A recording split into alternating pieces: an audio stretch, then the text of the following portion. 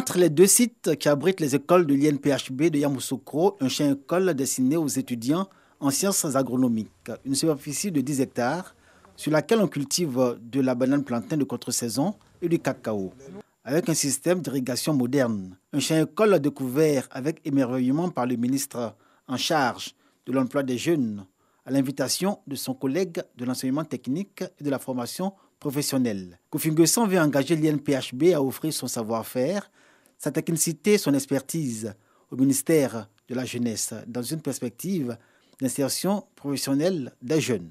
Notre incubateur vise les étudiants qui ne sont pas de l'école d'agronomie et aussi les déscolarisés. Cet incubateur les forme donc sur tout ce qui est entrepreneuriat agricole, notamment sur les fonctions techniques de production végétale, mais aussi sur les fonctions transversales, notamment la comptabilité, la ressource humaine et la gestion donc de leur plan de carrière tout le long du processus.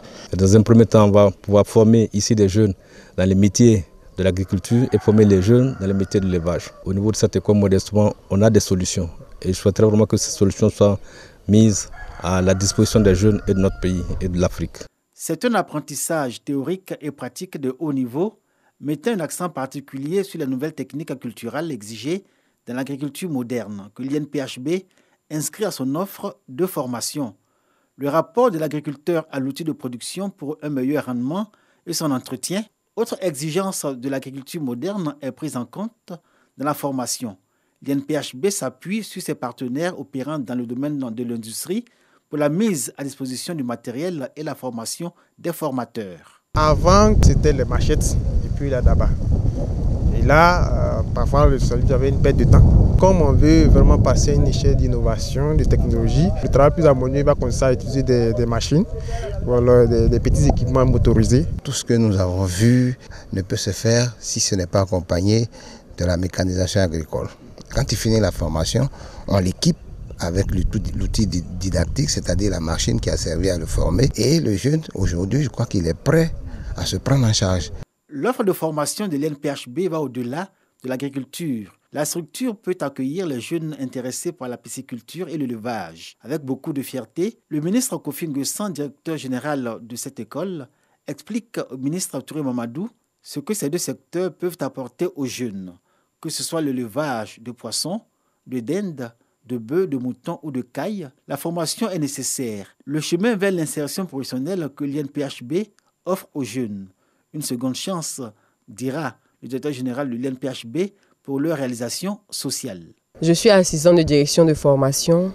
J'ai exercé, j'ai décidé de me reconvertir dans la production animale, option poulet de chair. Nos attentes, c'est que vraiment on puisse bénéficier d'un financement et puis pouvoir s'installer. Tous ces jeunes qui vont être formés dans cet établissement, nous mettons en place donc des financements et l'encadrement nécessaire pour les amener à s'installer donc à leur propre compte et être de vrais agripreneurs, c'est-à-dire des entrepreneurs dans le domaine donc de l'agriculture. 100 jeunes financés par le ministère de la Jeunesse, de l'Emploi des Jeunes et du Service civique sont déjà sortis de l'incubateur de l'INPHB et insérés dans diverses structures agricoles.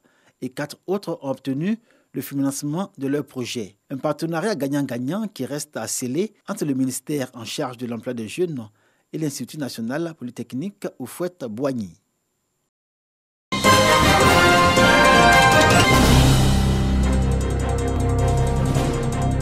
Mama Konaté est commerçante au marché de Cafétou. Elle a bénéficié d'un prêt du Fonds d'appui aux femmes de Côte d'Ivoire, FAFSI.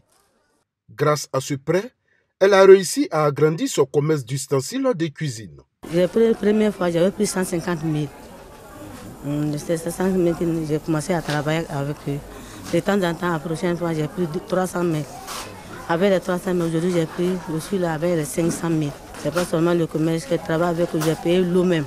Je n'ai pas pu construire, sinon vraiment, je travaille avec eux, je vois que le travail, c'est bien. Un peu plus loin, dans le même marché, Ekoué Kanza, elle, est dans la restauration.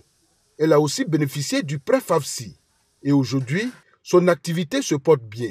Je m'en sors, puisque bon, concernant mon restaurant, j'arrive à scolariser mes enfants. Je suis ici mariée, mais néanmoins, une femme est faite pour aider les hommes.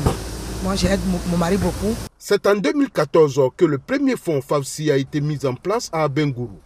Logé à la COPEC, C'est dans cette structure d'épargne et de crédit que les souscripteurs s'adressent pour bénéficier du prêt. Le projet commence donc par une préinscription des femmes.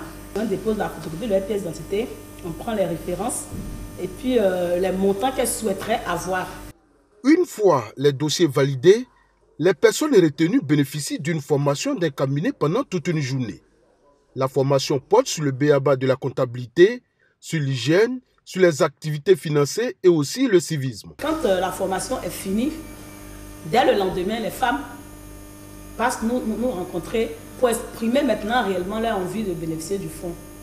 Et donc, on va faire les visites sur terrain pour s'assurer qu'effectivement la femme qu'on a en face de nous est bien porteur de projet, qu'elle exerce déjà ou bien qu'elle veut exercer et vérifier à la maison et tout ça. C'est du crédit qu'on va faire. Normalement, dans le cadre du projet, le premier crédit part de 30 000 à 100 000 francs.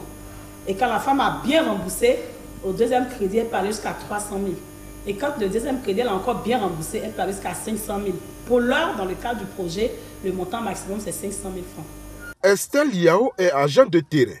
Chaque jour, elle arpente les ruelles des marchés à la rencontre des bénéficiaires pour s'assurer du bon usage des prêts. Quand je vais sur le terrain, je les sensibilise, je leur dis de ne pas avoir peur. Toute chose, c'est la communication. Tu viens t'essayer, mais quand tu viens, demande un prêt qui peut vraiment faire ton activité. Quand c'est comme ça, le remboursement, là, ça ne te pèse pas là-dessus. En 7 ans d'exécution du projet, ce sont plus de 500 millions de francs CFA qui ont été déjà décaissés au profit d'environ 2600 bénéficiaires à Abengourou. Aujourd'hui, elles sont des milliers de femmes qui ont réussi à renforcer leurs activités et qui sont même sorties du projet pour solliciter des prêts plus importants. J'ai eu un autre magasin grâce à la FAPSI. J'ai payé ce magasin-là grâce à la FAPSI. J'ai commencé à réaliser. Là, j'ai changé un peu. Mais les deux, ça fonctionne. C'est le produit de la FAPSI qui est de l'autre côté là-bas. Oui, j'ai réussi à grandir, épargner, faire beaucoup de choses. Le taux de remboursement des prêts sollicités dans le département est largement satisfaisant. De quoi rendre fière la chef d'agence de la Coopec d'Abengourou, qui précise qu'elle a la 22e vague de financement. Si on s'en tient aux données du 31 janvier 2021, là, on a un encours d'environ 95 millions. Et dedans, il y a moins de 2 millions d'impayés. Donc, on va dire que dans l'ensemble, les collaborateurs et nous-mêmes, on maîtrise l'activité. Le taux de remboursement est certes largement satisfaisant, mais il faut souligner que certaines bénéficiaires éprouvent d'énormes difficultés à honorer leurs engagements. Comme cette dame en cessation de paiement depuis 3 mois. Comme les activités ne bougent plus comme avant, vraiment. Seulement, en tout cas, je versais par mois. Chaque mois, je versais, je faisais mes versements par mois. Maintenant, au moment venu, ça n'allait pas, les trucs ne bougeaient plus. Le coronavirus est venu ménager tout. Il faut indiquer que le Fonds d'appui aux femmes de Côte d'Ivoire FAPSI a contribué réellement à sortir des milliers de femmes d'Abengourou de la précarité.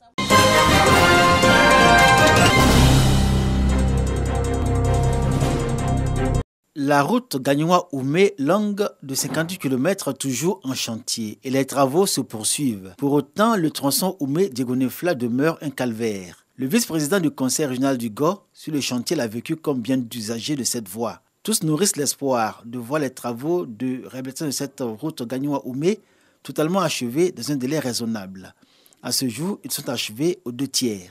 Nous aurons une chaussée qui va tenir longtemps et qui va nous permettre d'utiliser cette route carrossable. La réhabilitation de la route Gagnoua-Oumé a été annoncée en 2019 par feu le Premier ministre Amadou Gon Coulibaly en visite dans la région du Gor. Un énorme bénéfice pour le conseil régional du Gor, fortement préoccupé par l'état de cette route quasi impraticable, objet de grogne de ses usagers, mais qui ne pouvait, au regard de ses prérogatives, inscrire la réhabilitation de la route Gagnoua-Oumé au rang de ces projets à réaliser. Pour le reste, de nombreuses actions ont été menées et des projets sont en cours de réalisation, comme la construction d'un second collège moderne à Oumé, entièrement financé par le conseil régional du Gor.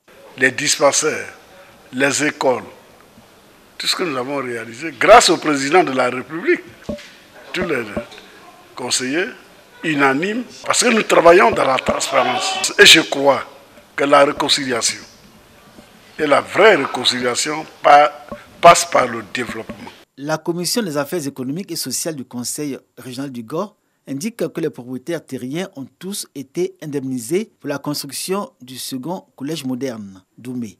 Coût global des travaux, 300 millions de francs CFA.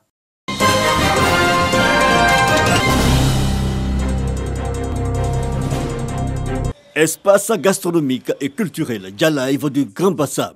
La communauté Rastafari entendait les adeptes du reggae, les chercheurs, les journalistes, le représentant du ministre de la Communication et la représentation de l'UNESCO en Côte d'Ivoire décortiquent les valeurs du reggae qui ont pesé dans la décision de sa reconnaissance en 2018 comme valeur culturelle immatérielle de la Jamaïque et œuvrer pour qu'on lui accorde une célébration mondiale tous les 1er juillet. C'est une musique qui promeut des valeurs de lutte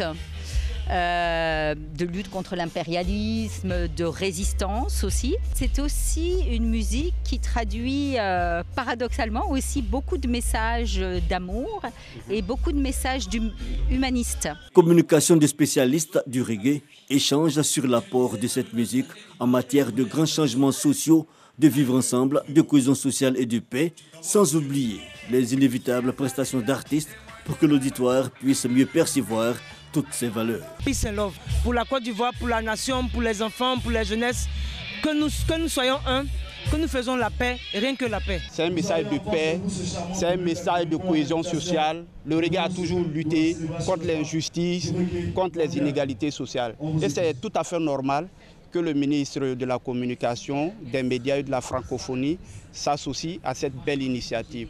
Le reggae, cette musique née dans les années 60, a conquis tous les continents avec surtout une connotation africaine et de grands noms tels Alpha Blondy, Tiken Jah, Lucky Dubé qui éveillent les consciences et impactent la vie de différents pays à l'image de son ambassadeur mondial Bob Marley, œuvrant pour davantage de justice, d'égalité et de paix